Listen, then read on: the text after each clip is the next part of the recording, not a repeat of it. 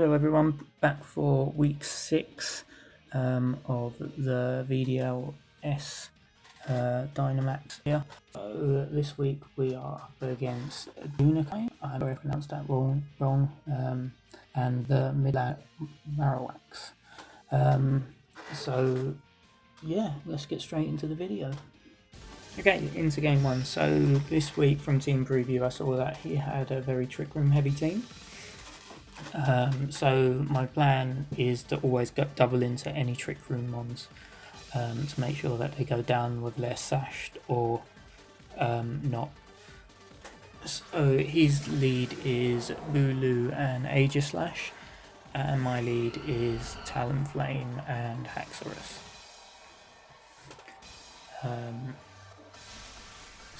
So grassy terrain goes up.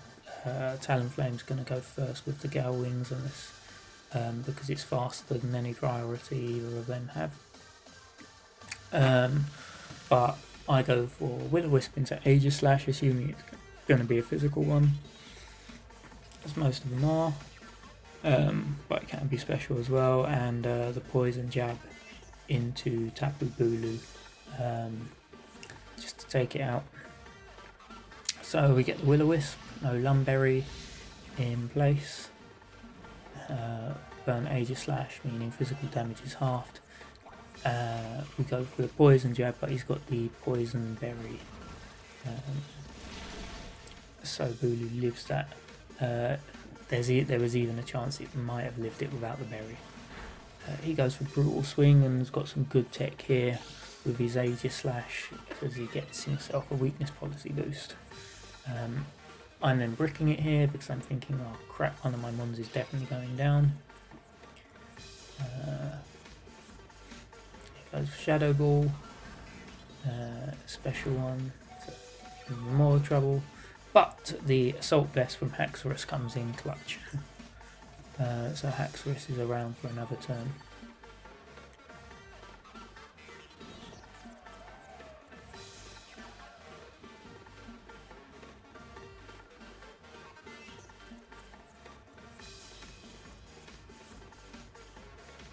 Yep, we go for an overheat and a move to take out the Tapu Bulu. Because for King Shield doesn't matter, I'm using a special attack, so I'm not going to get my stacks lowered. So he protects himself from the overheat, and I get the Poison Jab taking out Tapu Bulu. So we're on to turn 3 and neither of us have maxed down one yet. I've got an almost dead Haxorus and he's got a fairly healthy looking Aegislash. And Talonflame hasn't been hit yet. Okay, out comes Ordino.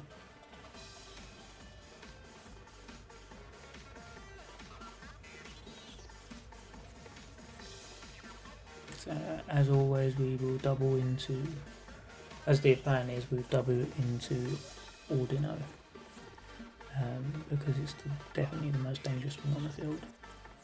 If it gets that Trick Room up, it's far more scary than the Aegislash because I've got quite a few mons that can deal with Aegislash.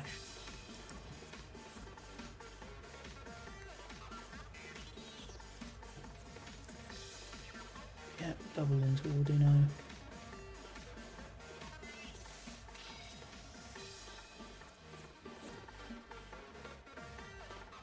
Shadow Sneak, probably should have seen that coming, but there wasn't really much I could do.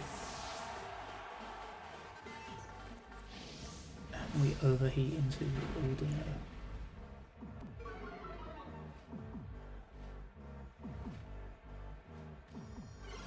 Gets his Trick Room up.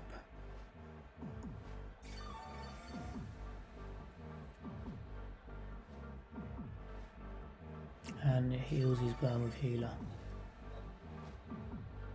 Little bit of trouble there. So we send out Rillaboom.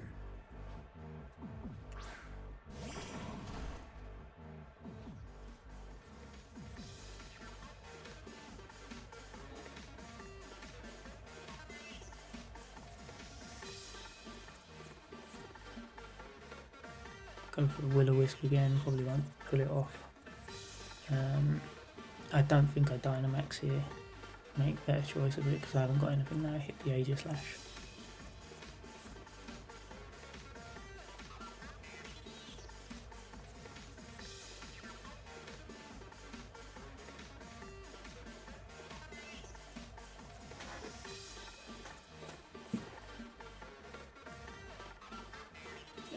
So we go for Superpower.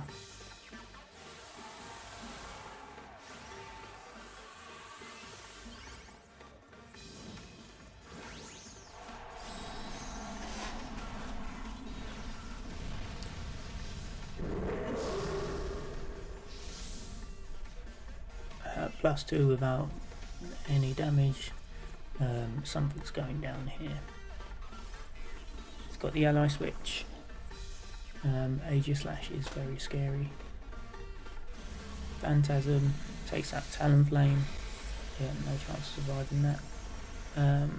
So we've got Rillaboom who's going to use Superpower on a Ghostmon. Next to the ally switch. So it completely wasted turn for me. Nothing's happened. All except I've shown that I've got a White Herb and Superpower.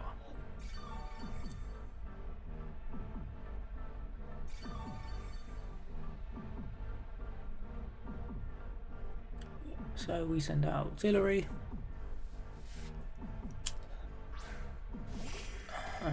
Auxiliary is going to be my max option. I'm thinking here his mon in the back is going to be Registeel. So we're going to try and kill something.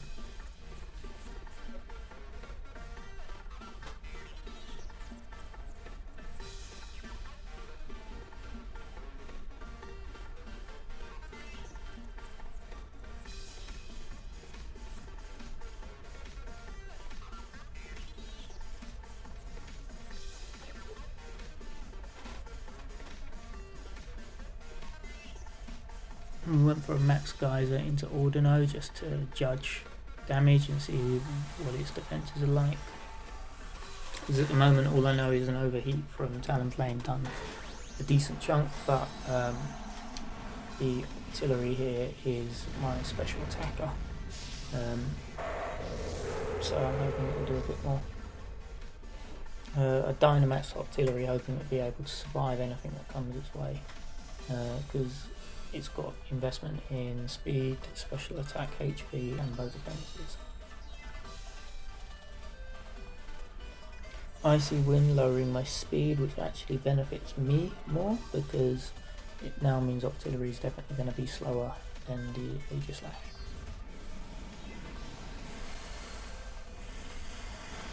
Okay, so Max Geyser into Ordino didn't do much, so it's just a bulky thing. I just got to try and take it out whenever I can.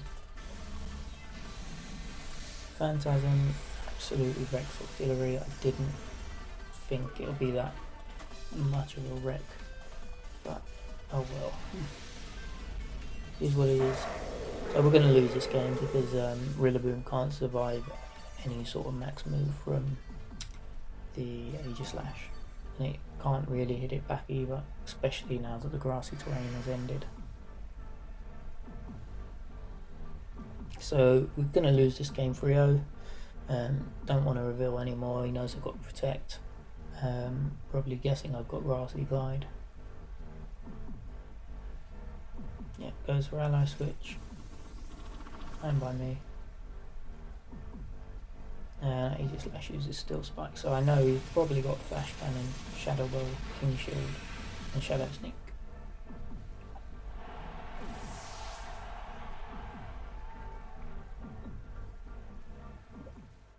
So game 1 didn't go great for me, but we picked up a lot of information. We know that Aegislash is the weakness policy mon, and we know Bulu's the proc of it. So we move on to game 2. Right, so leading into game 2, we learned a lot from the first game, so this game I'm going for a much more offensive output. See how he handles my hyper offense. So his lead is Starmie and Regirock. Now I know Regirock isn't the weakness policy user, so I can't see there being any like surfs and proccing a weakness policy or anything like that, so that is probably a support Starmie. It could have Trick Room, so we're not going to let it just do what it wants. I know here the only thing I'm thinking is KO Starmie. Doesn't matter what it takes, just KO Starmie. And then Regirock isn't going to be able to KO either of these mons.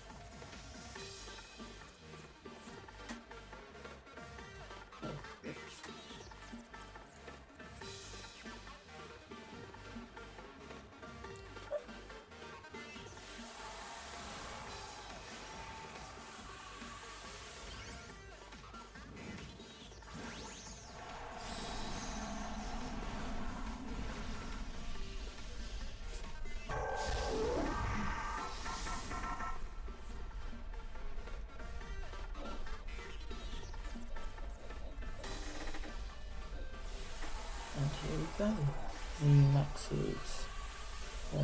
No doubt Regirock there.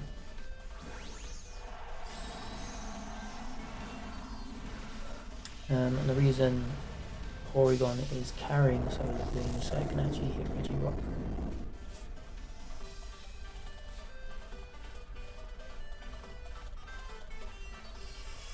Starmie uses Light Screen, that's a little annoying, it's going to reduce Porygon's attacks a little bit, but I've got the Life Orb, so essentially that counters the Light Screen being up. Okay, and we'll go Max Overgrowth into Starmie, taking that out. He gives us some grassy terrain as well, which also helps the Max Overgrowth in the next few turns because it's going to be more powerful.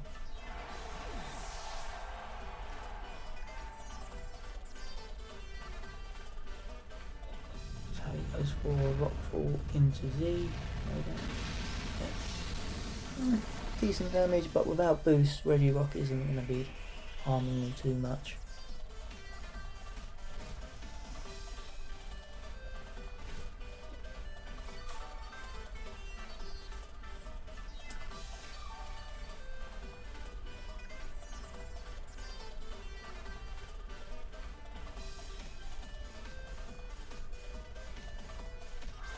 So out comes Ordino. Again, what we're going to do is we're just going to take out the Ordino. So we're going to close combat, super effective damage, and then we are going to just hit it with a move, Max Overgrowth. We use those two moves just in case he goes for an ally switch, so I get two super effective moves into the Regirock. 1,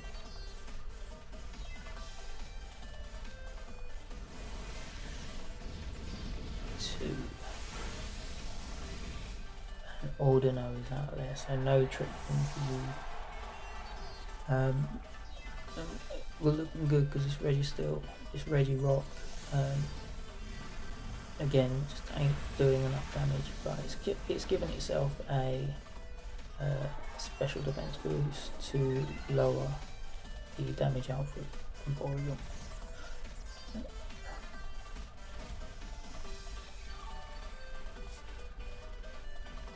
So we got Regirock and something versus Haxorus and Porygon.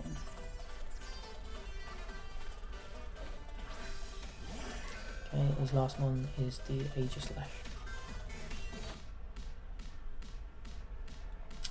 So we really just want to know here how much close combat is going to do to the Regirock. So then we know how much he's going to do when it loses its max at the end of this turn. We max guard here because I'm pretty sure he's going to be wanting to target down Porygon Z because it's definitely the most powerful thing here. King Shield. Close combat. That's about 25%, so when he comes out of max, I won't be able to just take it out with a close combat.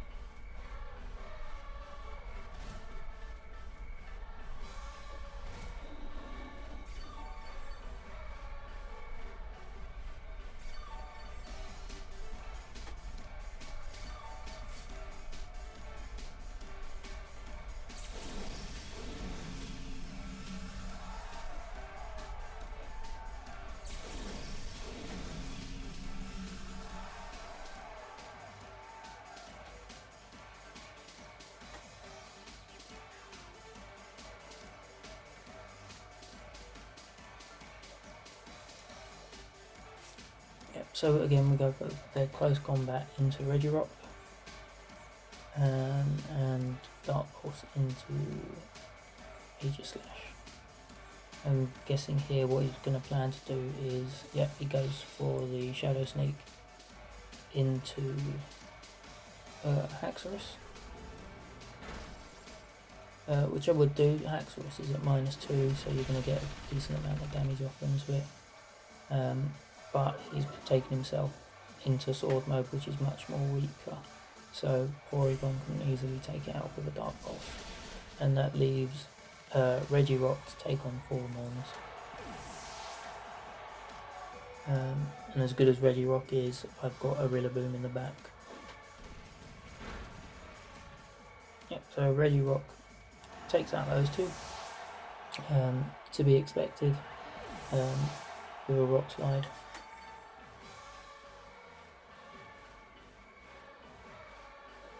We send out Rillaboom and Talonflame. Talonflame's got Charty Berry, so it would probably survive a Rock Slide.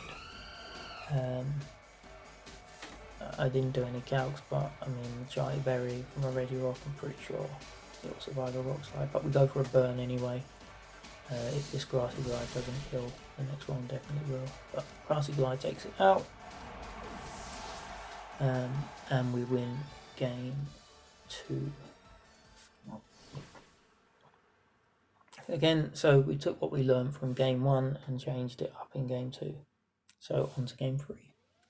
Yep, so beginning of game 3, we are going for the same thing. We're going to be a very offensive set again because it worked last time. No reason it won't work this time. I'm leading PZ and Haxorus because the only thing neither of them outspeed is the Starmie, and I haven't seen Scarf on anything either. So I know Bulu isn't Scarfed. I know that would probably be his only Scarf user if he were to have one. So yeah, we double in to take out the Starmie just in case it's got Trick Room. We only know it's got Light Screen and it's probably holding the Light Clay.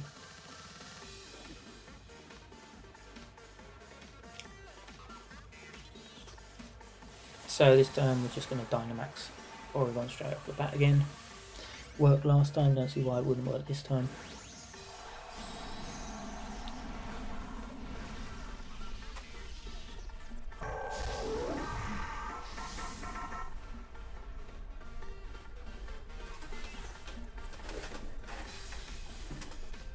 And he's maxing Aegislash. Which is good for me, means that Regirock isn't going to be his max mon, or his max target, and the only defense he can really do is his defense, not special defense, would be max Steel Spike. Pulls off a max guard, that's okay. I'm not even slightly interested in taking out Aegislash at the moment. So rinse and repeat the last turn, Dragon Claw into max, oh no, we go with max darkness this time, knowing that KO Starmie also lowers the Aegislash's special defense, so when I do attack it, Porygon's much more likely just to wipe it out.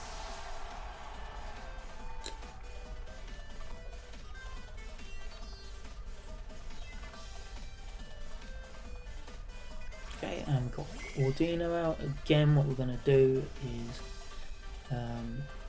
just go to take it out. If it goes for an ally switch, it goes for an ally switch. Not much I can do about that. But what we can do is count for an ally switch.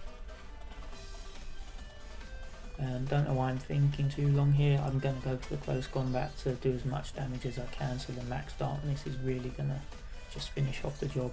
If you ask ally switches, I get the max darkness into the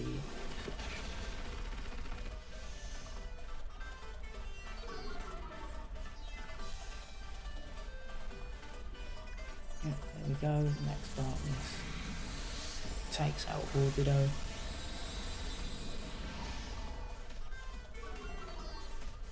Aegislash is at -2 special defense, so even now in its shield form, Porygon is likely to be taking it out. Stance chain. He's going for a max skill spike just to get some damage into Porygon Z. I mean, I would too. Decent chunk.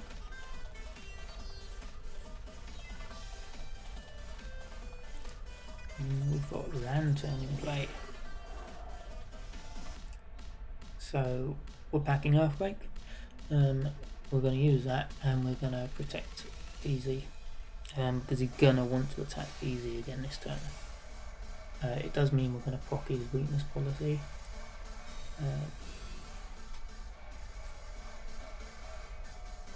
Lantern protects itself. So we only hit the Aegislash. Does about 33%, activates that weakness policy, which isn't the best, but again, he was going into PZ, so I was pretty safe to do that. I doubt he was going to attack Haxorus there.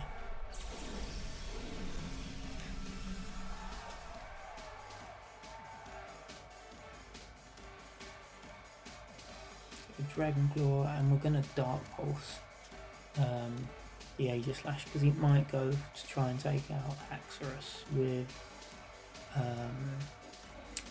the Shadow Sneak.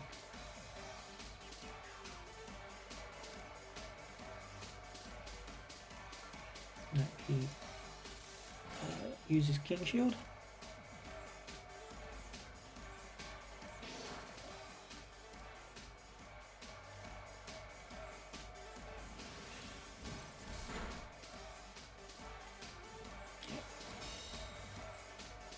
Big damage into Lantern, he Thunderbolts, PZ goes down and shows his life orb. Probably definitely didn't matter at that point, PZ probably go down to a light breeze. And we go for Talonflame. We're bringing Talonflame out because we're just going to Earthquake and take out the two of them. And Overheat to take out Aegislash.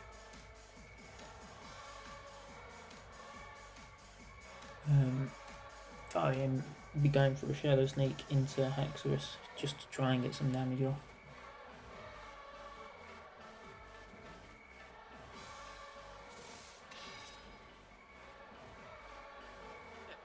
Shadow Sneak into Haxorus, but at -2, even +2, Haxorus is going to survive that because it's got a decent amount of HP investment. Overheat takes out Aegislash. Earthquake doesn't affect Talonflame, that's why I swapped it in. It also isn't hindered by the grassy terrain which Rillaboom would have brought in. And takes out Lantern. We win that game quite comfortably 3-0 as well. GG's to Midland Marowaks. That's all from me. See you next week, everyone.